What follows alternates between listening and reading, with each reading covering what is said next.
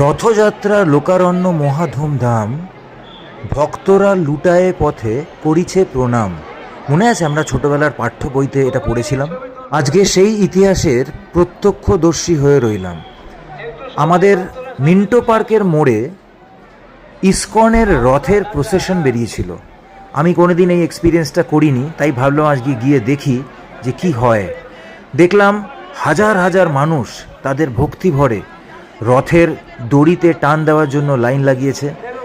জাতি ধর্ম নির্বিশেষে সমস্ত ধরনের সমস্ত জাতির লোকেরা এখানে এসেছে তাদের ভক্তি শ্রদ্ধা জানাতে জগন্নাথ দেব, বলরাম এবং সুভদ্রা মাতার জন্য। এই নেট দিয়ে ঘেরা বেষ্টনীর মধ্যে পুলিশ এবং বাউন্সাররা পুরো ভিড়টাকে কন্ট্রোল করার চেষ্টা করছে এবং পাবলিক ও জনতার দড়ির টানে টানে জগন্নাথ দেব এগিয়ে চলেছেন। আজ রথ, বাইরে বৃষ্টির ওয়েদার, ঝিরিঝিরি বৃষ্টিও পড়ছে, সুন্দর পরিবেশ। সেই মনোরম পরিবেশের মধ্যে লোকে লোকারণ্য হয়ে রথযাত্রার মিছিল বেরিয়েছে।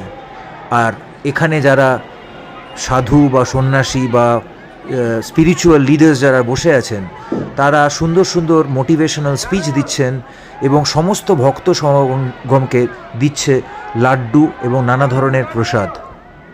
এইরকম ধরনের একটা সুন্দর মুহূর্তের এক্সপিরিয়েন্স আপনারা দীঘাতে নতুন যে জগন্নাথ দেবের মন্দির তৈরি হয়েছে সেখানে গিয়েও করতে পারবেন।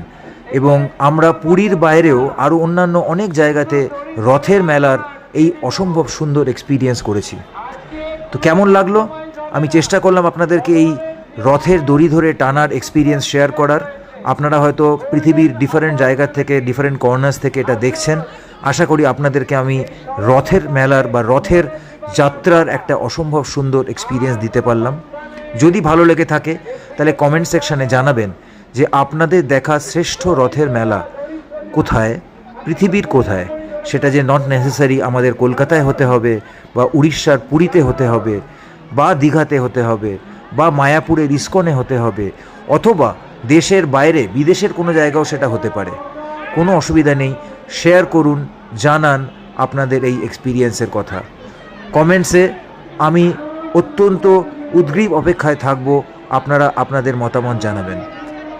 আপনাদের সবাইকে রথযাত্রার অনেক অনেক শুভেচ্ছা কামনা জানাই এবং আশা করি আপনাদের বাড়িতে সবাই যেন শরীর সুস্থ ভালোভাবে মেনটেন করতে পারে। রথের পাঁপড় কিন্তু খাওয়াটা মাস্ট, তাই আমি আপনাদেরকে অনুরোধ করব উল্টো রথ অবধি বাড়িতে যেন পাঁপড় ভাজা অবশ্যই হয়।